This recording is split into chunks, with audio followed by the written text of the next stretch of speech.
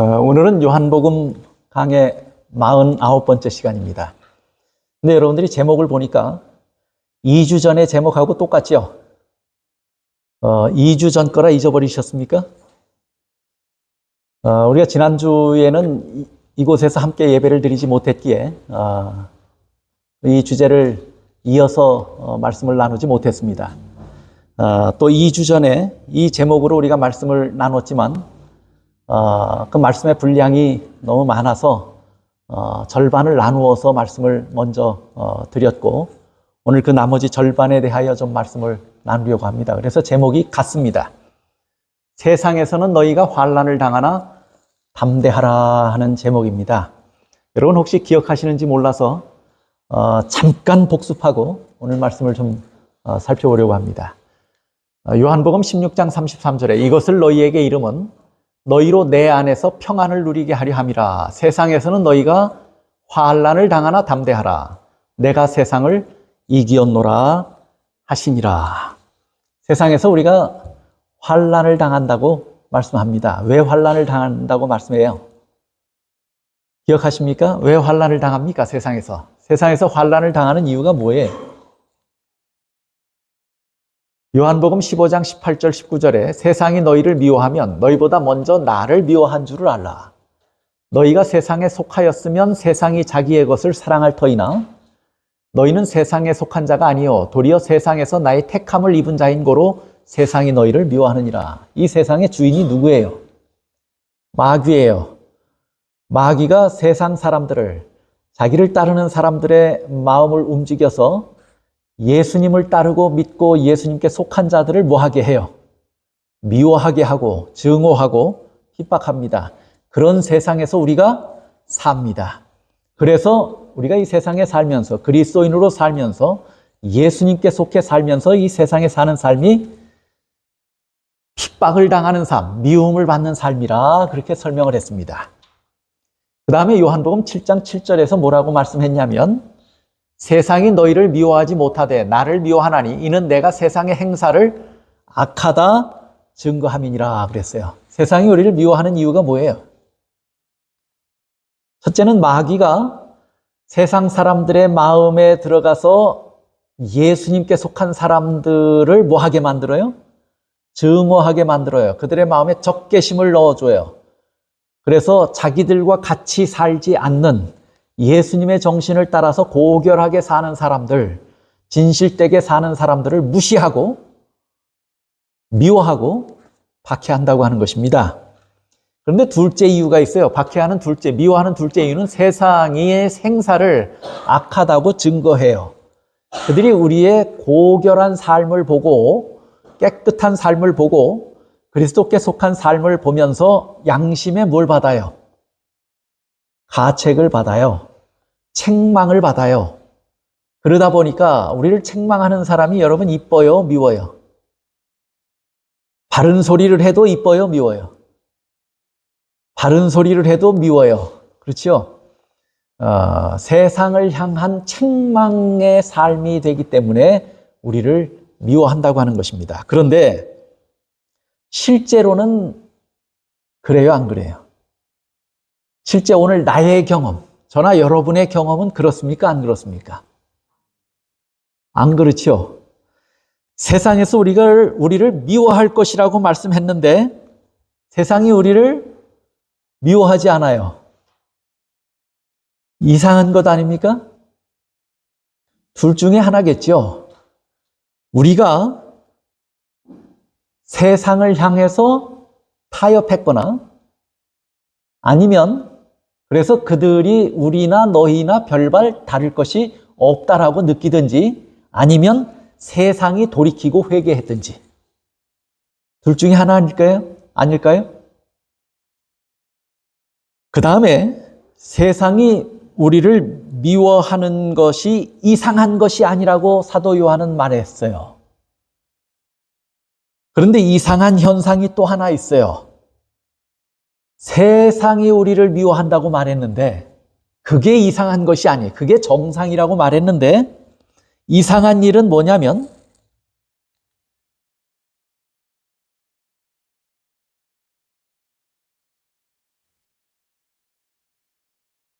교회 안에서도 뭐 하는 일이 있어요? 세상이 우리를 미워하면 이상한 일이 아니에요. 그렇죠? 이상한 일이 아니로돼 그랬어요. 세상이 우리를 미워할 것이라고 그랬어요. 그런데 교회 안에서 서로 미워하는 일이 벌어지면 이상한 일입니까? 이상한 일이 아닙니까? 그거는 이상한 일이에요. 세상이 우리를 미워하면 이상한 일이 아니에요. 근데 고집사님이 우리 정태환 형제를 미워하면 이상한 일이에요. 근데 실제로 고집사님이 정태환 형제를 좋아하는 걸 제가 여러 번 들어서 알아요. 정태환 형제에게 직접 말하진 않았을지 모르지만 저에게는 여러 번 말했어요. 정태환 형제 잘 알아들었지요? 고집사님이 정태환 형제를 좋아합니다. 교회에서 우리가 서로 좋아하면 이상한 일이 아니에요. 미워하는 게 이상한 일이에요. 미워하는 게 세상이 우리를 미워하면 이상한 일이 아닌데 참 이상한 현상이 일어났어요. 세상은 우리를 미워하지 않는데 교회 안에서는 뭐 하는 일이 벌어지는 거예요? 미워하는 일이 벌어지는 거예요. 이상하고도 이상하지 않습니까? 예수님의 말씀이 어떻게 이렇게 다르게 나타나요, 우리에게? 참으로 이상한 일이 벌어졌어요. 그런데 이게 교회 안에서 일어난다고 하는 거예요. 교회 안에서도 미워하는 일이 있고 교회 안에서도 비난하는 일이 있고 있습니까? 없습니까? 교회 안에서도 조롱하는 일이 있고 교회 안에서도 그 도를 넘어서서 뭐에 가까운 일이 벌어져요? 왕따시키고 핍박하는 일들이 일어납니까? 안 일어납니까? 우리 교회는 다행히 그런 일이 그렇게 심각하게 나타나지 않아서 참 다행스러워요. 그러나 우리 마음은 다 어떨는지 몰라요. 우리 마음은 누굴 미워하는 일이 있을 수 있고 그런 마음들이 있을 수 있습니다. 근데 교회 안에서도 이런 일이 일어난다고 하는 거예요. 이게 이상한 일이에요. 근데 성경을 보시면 이것도 이상한 일이 아니에요. 보세요. 갈라디아 4장 29절에 보세요. 그러나 그때에 육체를 따라 난 자가 성령을 따라 난 자를 핍박한 것 같이 이제도 그러하도다 그랬어요. 누구에 대한 이야기 같습니까? 아브라함에게는 아들이 있습니다. 그렇죠? 한 아들은 약속의 자녀예요. 그래서 무엇을 따라 났다고 성경은 기록해요? 약속의 자녀 이삭은 무엇을 따라 났다고 그랬어요? 성령을 따라 난 자예요. 또 계집종을 통해서 아브라함이 믿음을 따라 하지 아니한 약속을 따라 하지 아니한 계집종을 통해서 얻은 아들이 있습니까? 이스마엘이에요. 그 아들을 갈라디아서는 뭐라고 말했어요? 육체를 따라 난 자라고 그랬어요. 그런데 아버지가 같아요? 달라요? 한 아버지 아래 두 아들이 있는데 하나는 육체를 따라 났고 하나는 성령을 따라 났어요. 그런데 육체를 따라 난 아들이 누굴 핍박해요? 성령을 따라 난 아들을 핍박해요. 그런데 창세기 21장 9절에 보면 어떤 방법으로 핍박했는지를 설명했는데 뭐라고 설명했냐면 이스마엘이 이삭을 조롱했다고 그랬어요. 희롱했다고. 미워하니까 뭐 했단 얘기예요? 비난했단 얘기예요. 미워해서 조롱했단 얘기예요. 그런데 이 두 아들이 누구 밑에 태어난 아들이에요? 한 아버지 아브라함에게서 태어난 아들이에요. 여러분 한번 생각해 보세요. 우리의 이야기로 좀 돌아와 보세요. 둘 다 한 아버지의 자녀였던 것처럼 오늘 저나 여러분이 다 누구의 자녀예요? 하나님의 자녀입니까? 아닙니까? 우리 중에 하나님의 자녀가 아닌 사람이 있어요? 하나님의 자녀예요. 그런데 우리 중에 성령으로 난 자가 있을까요? 아직도 육체를 따라 태어난 대로 그대로 살고 있는 사람이 있을까요? 다시 말하면 우리 중에 예수님의 자녀가 되었다고 분명히 말하지만 우리 중에 성령으로 난 자와 그렇지 못한 자가 존재하는 것이에요. 우리 중에 거듭난 자가 있고 거듭나지 않은 자가 존재할 수 있다는 거예요. 교회 안에 그런 사람들이 섞여 있다고 하는 거예요. 그래요, 안 그래요? 그럴 수 있죠.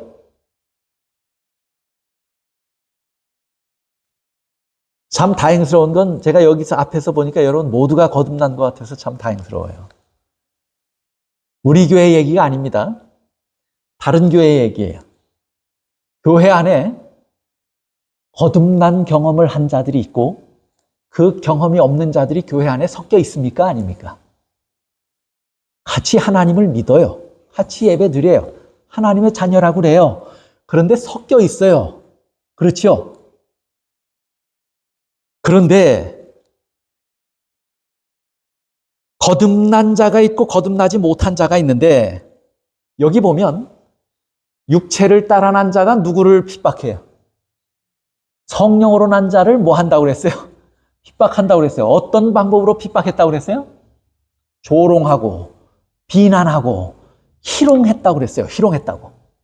창세기에 보면 희롱했다고 기록하고 있어요. 그렇게 비난한다는 거예요. 그렇게 핍박했다고 하는 거예요. 여러분이 가만히 생각해 보시면 거듭나지 않은 자들이 교회 안에서 거듭난 자들을 바라보면서 뭐라고 할 수 있어요? 그 사람 참 유별나게 믿는다고 말할 수 있어요, 없어요? 꽤 까다롭게 믿는다고 말할 수 있어요, 없어요? 너만 거듭났다라고 그렇게 의시되는 것 같이 느낄 수가 있어요, 없어요?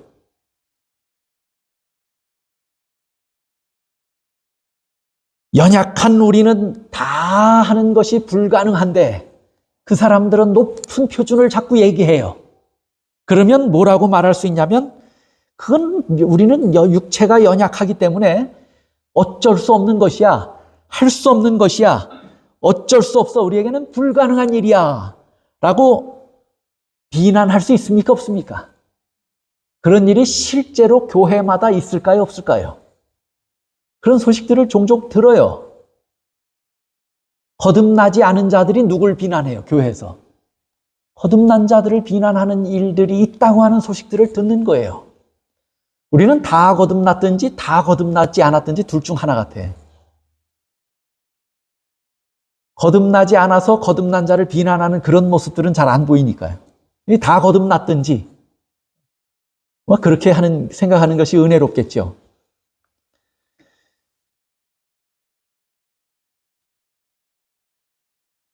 설교와 강연 1권 402쪽, 403쪽 주보에 제가 길어서 주보에 올려놨어요. 한번 보시죠. 그리스도께서는 남녀들에게 죄 없이 살 수 있는 것을 보여주시고 그들의 언어와 행동과 영이 하나님께 성별될 수 있도록 하시기 위해 인성을 취하시고 세상의 증오를 담당하셨다. 자, 예수님은 이 땅에 왜 오셨어요? 우리의 죄를 짊어지시고 구속하시기 위해서 오셨지요. 그것이 분명한 예수님의 성육신의 목적이에요. 그렇죠? 그런데 여기 또 다른 한 가지 이유, 목적을 설명했어요. 그 첫 번째 목적을 외면한 것이 결코 아니에요. 그 첫 번째 목적이에요. 우리를 대속하시기 위해서 오신 것이 첫 번째 목적이에요. 그 두 번째 목적을 여기 설명했어요. 뭐라고 설명했냐면 이 세상에 사는 남녀들에게 무엇 없이 살 수 있다는 거예요. 죄 없이 살 수 있다고 하는 것을 보여주시기 위해서 오셨어요. 또 우리의 언어와 행동과 영이 하나님께 성별될 수 있다고 하는 것을 보여주시기 위해서 오셨다고 그랬어요. 그럼 예수님이 오신 또 다른 목적이 있죠. 그 또 다른 목적은 뭐냐면 우리가 죄 짓지 않고 살 수 있는 모습을 뭐 할 수 있게 해요? 그렇게 살 수 있다고 하는 것을 본으로 보여주시기 위해서 오신 것이에요. 그걸 본받아 살라 그 말이에요. 우리의 언어, 말과 행동과 우리의 영이, 정신이 하나님을 향해서 성별될 수 있다고 하는 사실을 뭐 하시기 위해서? 보여주시기 위해서. 그리고 우리도 그렇게 살아야 한다고 하는 것을 가르치시기 위해서. 그렇게 하시기 위해서 오셨다는 거예요. 그런데 그 다음에 보세요. 그리스도를 세상과 구별되게 하고 그 증오를 불러일으킨 것은 그분의 삶에 나타난 의로움이었다. 그래서 그분이 그런 것을 보여주시니까 사람들이 미워했어요. 진리에 순종함으로 영혼을 정결케 하기를 거절하는 사람들이 있다. 세상에만 있습니까? 세상에만 있습니까? 이런 사람들이? 하나님의 자녀로 살고 그리스도인으로 사는 교회 안에도 진리에 순종함으로써 영혼을 정결하게 하는 것을 날마다 하는 사람이 있고 그렇게 하지 않는 사람들이 있다고 하는 거예요. 실제로 그럴까요? 안 그럴까요? 실제로 그럴 거예요. 그런데 그들에게서 어떤 현상이 나타나는가 보세요. 계속해서 보세요. 그들은 여호와께서 이같이 말씀하시되 라는 것에 엄격하게 순종하는 사람들이 모두 유별나다는 것을 보여주기 위해 자신들의 궤변을 늘어놓는다. 하나님의 말씀을 따라서 예수님이 보여주신 모본을 따라서 꽤 까다롭게 유별나게 믿음을 지키고 말이나 행동이나 정신까지도 구별하기 위해서 유별나게 신앙하는 사람들을 뭐 한다는 거예요? 그런 사람들을 향해서 비난한다는 거예요. 궤변을 늘어놓는다고 그랬어요. 누가 누구를 비난한다는 거예요? 교회 안에서 하나님의 자녀로 살면서 그 다음에 뭐라고 이야기를 했냐면 진리에 순종함으로 영혼을 정결케 하기를 거절하는 교회에 있고 하나님의 자녀라고 하는 이름을 가지고 살면서도 진리를 통해서 우리의 영혼을 정결케 하는 일을 날마다 순종하지 않고 외면하고 사는 사람들이 있어요. 그 사람들은 그렇게 사는 사람들을 향해서 유별나다라고 이야기한다 그 말이에요. 저 사람들 참 꽤 까다롭게 믿는다라고 말한다는 거예요. 세상이 우리를 향해서 그렇게 말한다면 참 정상인데 교회 안에서도 이런 일이 벌어지는 게 이상한 일이다 그 말이에요. 같은 하나님의 자녀로. 그런데 보니까 역사를 보니까 누구와 누가 그랬어요? 이스마엘이 이삭을 향해서 그렇게 했어요. 거듭나지 않은 자가 거듭난 자를 향하여 교회 안에서도 늘 뭐 하는 일이 벌어져요? 미워하는 일이 벌어지고 비난하는 일이 벌어질 수 있다고 하는 거예요. 또 반대로 어떤 일도 벌어질 수 있냐면 거듭났다라고 생각하는 사람들이 다른 사람들을 바라보면서 뭐 할 수 있어요? 나는 이렇게 거듭났고 나는 이렇게 변화됐고 나는 이렇게 성화돼서 잘 사는데 너희들의 모습은 뭐냐 하고 말할 수 있습니까? 없습니까? 그런 어투로 말하는 사람들을 봅니까? 안 봅니까? 전도서 7장 16절에 보면 이렇게 말해요. 지나치게 의인이 되지 말라. 지나치게 지혜롭지도 말고 지나치게 의인이 되지도 말라. 그런 자들이 스스로 패망케 된다고 말해요. 한번 생각해 보세요. 지나치게 의인이 되지 말라는 말이 무슨 말 같아요? 지나치게 의인이 되지 말라. 물론 모난 돌이 뭐 맞아요? 정 맞죠? 지나치게 의인이 되고 지나치게 지혜로우면 사람들로부터 공격받을 수 있어요. 그렇죠? 그런데 지금 여기서 유별나게 신앙하는 것을 하지 말라 그 말입니까? 진리가 우리의 영혼을 순결하게 하고 우리의 말이나 행동이나 정신이 예수님께서 보여주신 본을 따라서 늘 순종하며 살려고 유별나게 노력하는 것을 그만두라는 얘기입니까? 지나치게 의인이 되지 말란 말이에요. 그 말은 무슨 말이냐면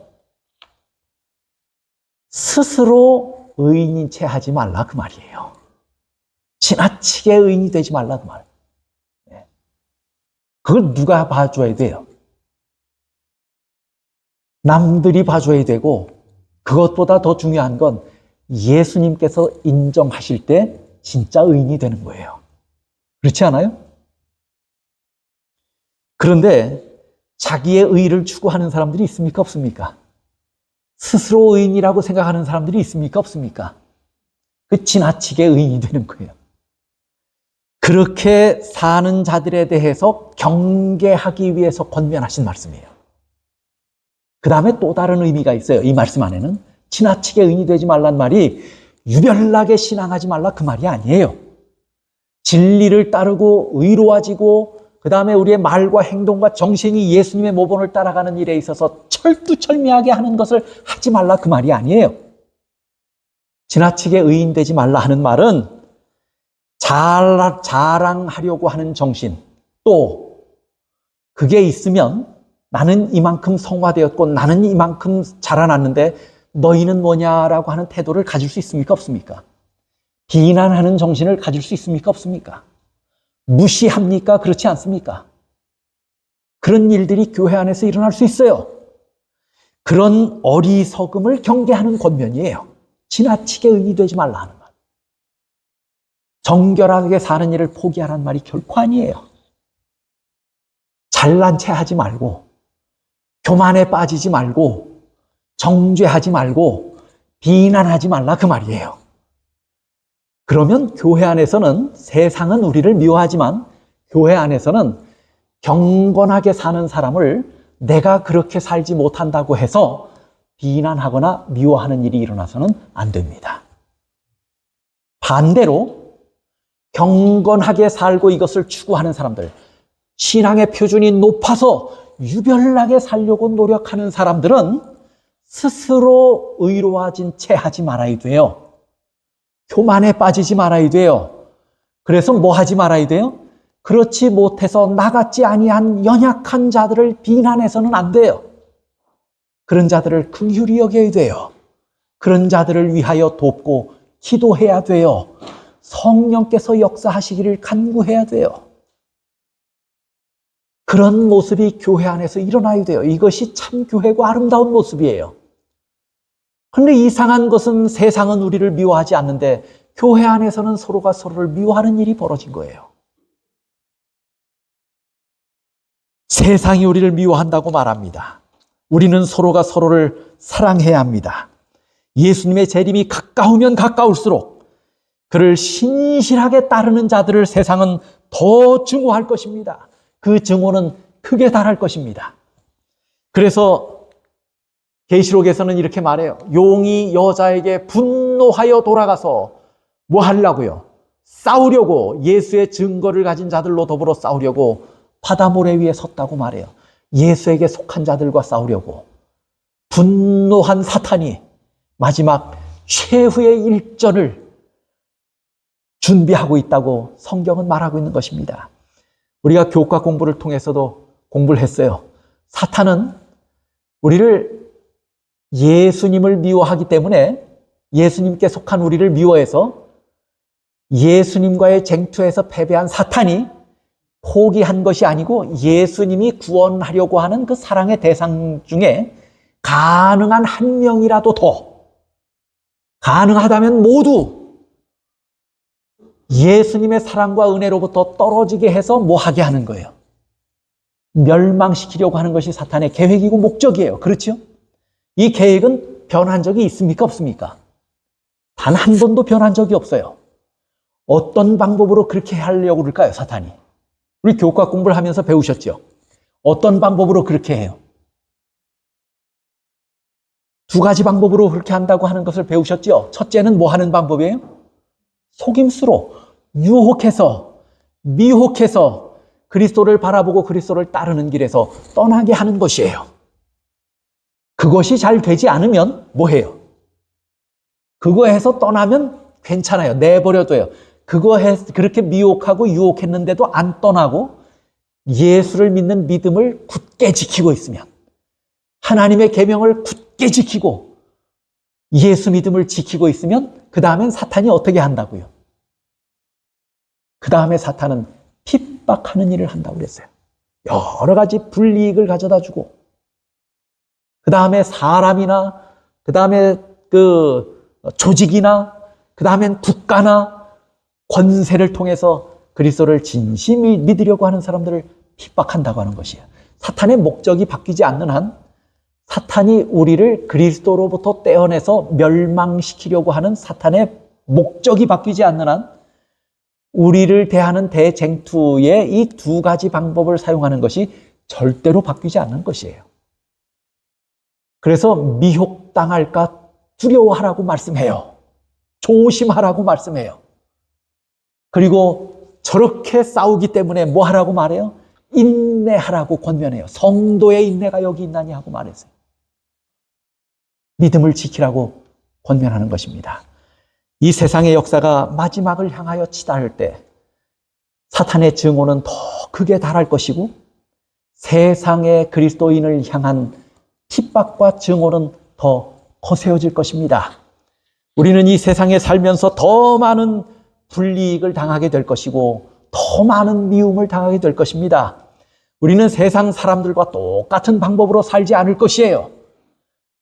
편법이나 불법을 통해서 살지 않을 것입니다. 약한 자를 억누르고 짓밟고 일어나서 무엇인가 쟁취했던 세상 사람들처럼 그렇게 살지 않을 것입니다. 그러다 보니 세상으로부터 많은 불이익을 감내하면서 손해를 당하며 살게 될 것입니다. 뿐만 아니라 그리스도를 따르는 진실한 마음으로 믿음으로 살고 정결하게 살고자 할 때, 고결한 정신을 가지려고 할 때 예수를 증오했던 사탄이 그런 예수에게 속한 우리를 미워하기에 세상의 제도나 국가나 세상 사람들의 마음에 적개심을 불어넣어서 우리를 핍박하는 일이 벌어질 것이라고 성경은 말했어요. 그런 일들이 벌어질 거예요. 그런데 계속해서 뭐라고 말하냐면, 너희가 환난을 당할 것이라고 그랬어요. 그런데 뭐 하라고 말씀해요? 아까 요한복음 16장 33절에 보니까 너희가 환난을 당할 것이나 뭐 하라고요? 담대하라고요. 예수님의 명령에는, 당부나 명령에는 항상 뭐가 함께 있는 줄 아십니까? 약속이 함께 있어요. 그래서 동전에 양면이 있는 것처럼 예수님의 명령이 앞면이라면 그 뒷면은 뭔지 아세요? 약속이에요. 하나님의 명령은 약속과 함께 늘 주어집니다. 우리에게 너희가 환난을 당하나 담대하라. 저건 권면이고 명령이에요. 그렇죠? 여러분이 여러분의 자녀에게 꽤 어려운 일을 당할 것이지만 뭐 하라고 말해요? 담대하라고 말할 수 있습니까? 없습니까? 인디언들의 이야기를 제가 읽은 적이 있어요. 한 추장이 자기의 아들이 태어나서 자라면 자기가 다스리던 그 부족의 나중에 추장이 될 수 있는데, 그러면 뭐 한 사람이 되어야 돼요? 담대해야 할 거 아니에요. 추장쯤 되면. 그러면 이 추장은 자기의 아들을 그렇게 교육할까요? 안 할까요? 교육해요. 그래서 이 추장이 아들에게 담대한 것을 가르치기 위해서 한밤중에 깊은 산중으로 보냅니다. 홀로 보냅니다. 그곳에서 내가 밤을 새고 돌아오라고요. 아직 어린 아이를 이렇게 냉정할 수 있습니까? 이 아이는 아버지의 명령을 거역하지 못하고 산으로 들어가요, 밤중에. 주변을 바라보면 바람에 나뭇가지가 흔들리는 소리도 그조차도 무서워요. 번쩍거리는 눈빛이 보이면 뭐예요? 짐승이에요. 짐승이 자기를 바라보는 것도 봐요. 두려움에 벌벌 떨어요. 나무 이 편에 숨었다 저 편에 숨었다 밤을 두려워하며 꼬박 새요. 그런데 날이 밝을 때쯤 아버지가, 그 추장인 아버지가 저만큼 서서 화살에 시위를 겨눈 채 자기를 지켜보고 있는 것을 날이 밝은 후에 본 거예요. 이 아버지는 아들을 강하고 담대하게 키우기 위해서 담대하라고 명령했어요. 그 뒤에는 뭐가 있는 거예요? 그렇게 되도록 돕는 누가 있다고 하는 거예요? 아버지가 있다고 하는 거예요.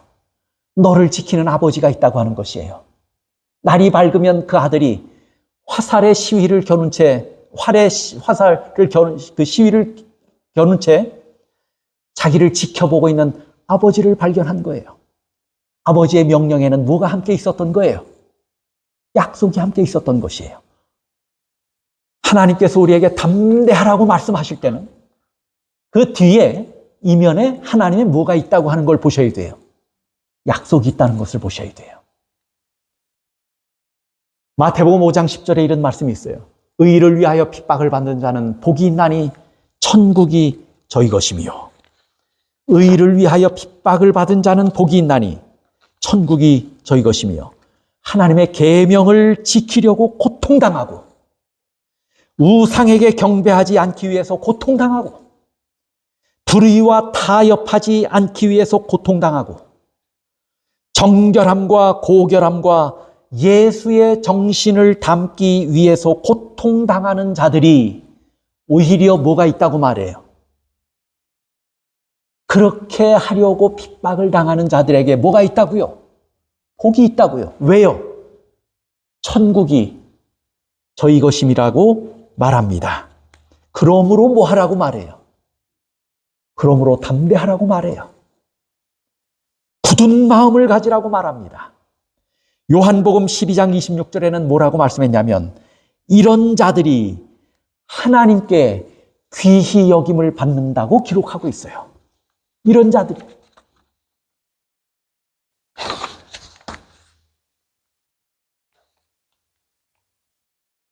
시대의 소망 679쪽에 이렇게 말합니다. 전능하신 성령으로 무장한 진리가 악과의 투쟁에서 승리를 얻을 것이며 피 묻은 깃발이 당신의 추종자들의 위에 의기양양하게 휘날리게 될 것을 예수께서는 아셨다. 그 다음에 그분은 아셨다. 뭘 아셨다고 그래요? 두 번이나 지금 그분은 아셨다. 예수께서 아셨고 그분이 아셨다고 그랬죠. 그렇게 명령하실 때는, 그렇게 당부하실 때는 핍박을 당할 것이지만 담대하라고 당부하셨을 때 예수님께서 그냥 말씀하신 것이 아니에요. 예수님은 미리 다 내다보시고 아셨어요. 그 결말을 보셨어요. 다 내다보시고 아셨기 때문에 전능하신 성령으로 무장한 진리가 어려움을 당해요. 악과의 투쟁에서 많은 핍박, 모진 박해를 당해요. 그럼에도 불구하고 뭘 얻어요? 승리를 얻을 것이고 피 묻은 깃발이 당신의 추종자들 위에 의기양양하게 휘날리게 될 것을 예수께서는 아셨다. 피 묻은 깃발이 그의 추종자들 위에 휘날리게 될 것을 예수님께서는 아셨어요. 다 내다보셨어요. 그 다음에 당신이 신뢰하는 제자들의 생애가 그분의 생애와 같이 중단되지 않는 승리의 연속이 될 것인데 승리하게 될 것도 아셨어요? 그것도 내다보신 거예요. 다 내다보셨어요. 비록 현세에서는 그렇게 보이지 않을지라도 위대한 내세에서는 그렇게 인정되리라는 사실을 그분은 아셨다. 주님께서 아시고 아셨어요. 무엇을 아시고 뭘 아셨어요? 뭘 내다보셨어요? 두 가지 사실을 아셨어요. 첫째는 뭐냐면 예수님의 제자들이 지금은 어때요? 지금은 무서워해요. 지금은 아직 연약해요. 불완전해요. 그런데 그들이 진리를 추종하면서 결국에는 피 묻은 깃발 아래 그 깃발을 휘날리며 서게 될 것을 보셨어요? 내다보셨어요. 아셨어요. 지금 우리가 다 연약해 보이고 어떻게 저런 모습으로, 어떻게 이런 신앙으로 이런 험난한 환난을 통과할 수 있을까? 스스로 자신을 봐도 자신 없고 다른 사람을 봐도 자신 없어요. 그러나 예수님께서는 우리를 보시고 아셔요. 우리 중에 어떤 사람은 이 험난한 가시밭길을 다 건너고 피 묻은 깃발, 휘날리는 깃발 아래 서게 될 것이라고 하는 사실을 예수님은 아셔요. 우리 중에 그런 분이 있다고 하는 사실을 예수님은 보셨어요. 그러므로 우리에게 뭐라고 말씀해요? 담대하라고 말씀해요. 그 다음에 예수님이 또 보시고 또 아신 건 뭐냐면, 두 번째로 보시고 아신 것은 현세에서는 이런 일이 안 일어날 수 있어요. 다시 말하면 우리가 진리를 사수하고 예수님의 고결한 정신을 따라 살기 위해서 유별나게 까다롭게 살다가 세상의 미움과 조롱과 나중에는 뭐예요?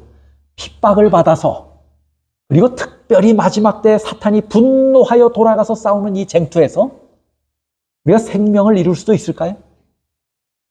목숨을 잃는 일이 벌어질 수도 있어요.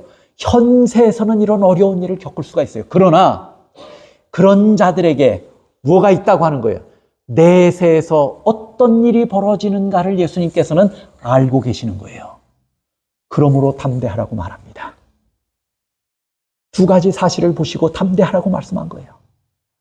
우리가 이 어려움을 다 극복하고 승리할 것을 내다보셨기 때문에 담대하라고 말씀한 거예요. 또 그것을 극복하고 담대함 가운데 섰음에도 불구하고 이 세상에서의 삶이 우리가 다 그 수를 따라 살지 못하고 희생함으로 죽게 되는, 피 흘려 죽게 되는 영혼들이 있다고 하는 사실을 보신 거예요. 그들에게 영광스러운 내세가 준비되어 있는 것을 예수님은 아신 거예요. 그러므로 뭐라고 말씀해요? 이 두 가지 사실을 다 내다보신 예수님께서 오늘 우리에게 담대하라고 권면하고 계신 것입니다.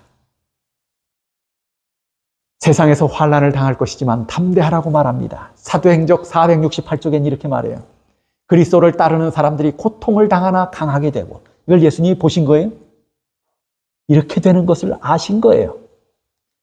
복종하여 정복하고 패배한 것 같고 복종한 것 같지만, 비굴한 것 같지만, 아무것도 아닌 것 같은 천대받는 것 같았지만 그들이 결국에 뭐 하는 자들이에요?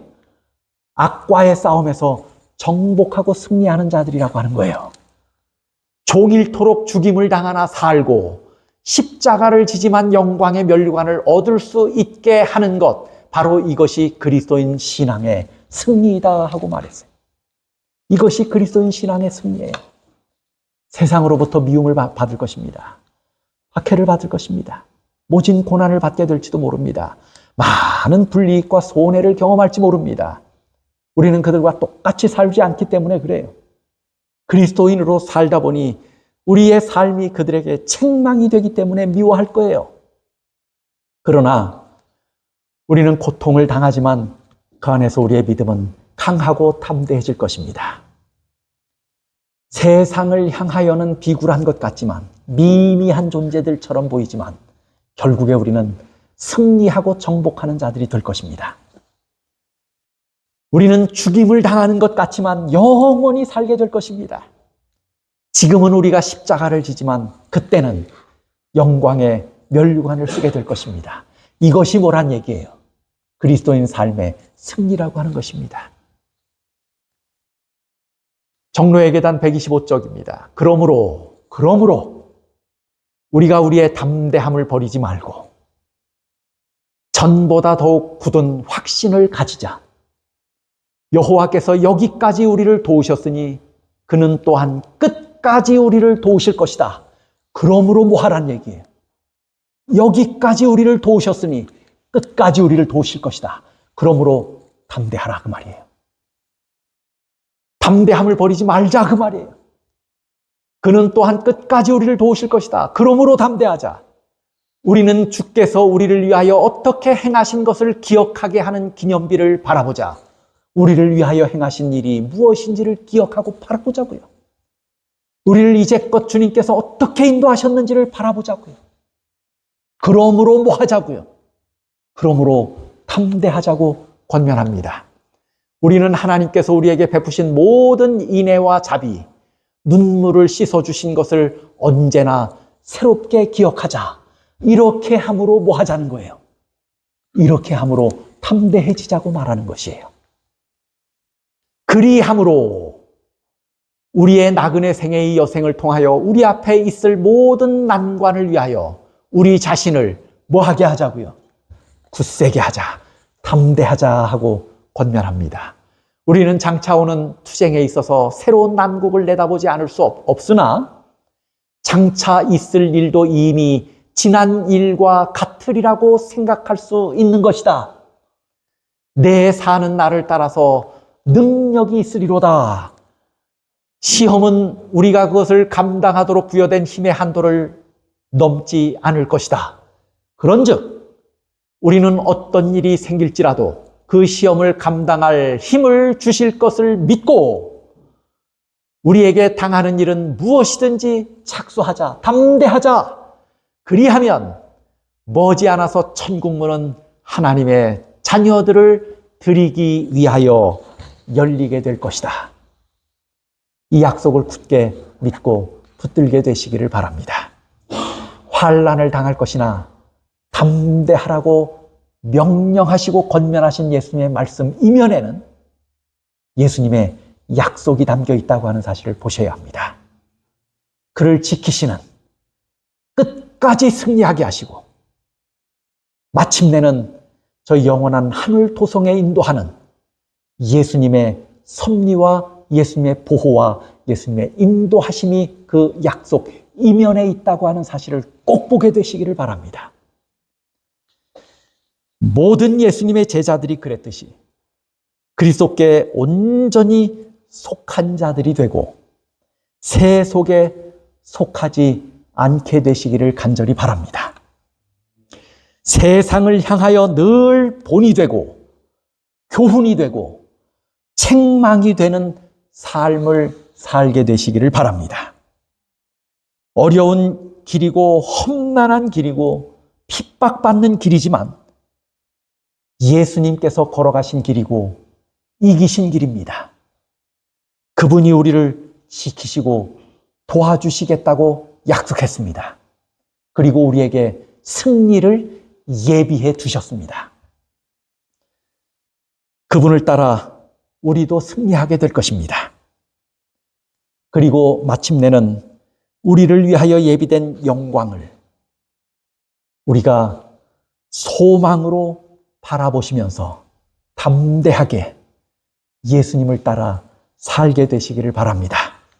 로마서 8장 18절을 읽고 말씀을 마치겠습니다. 로마서 8장 18절입니다. 생각건대 현재의 고난은 장차 우리에게 나타날 영광과 족히 비교할 수 없도다. 말씀을 마치겠습니다.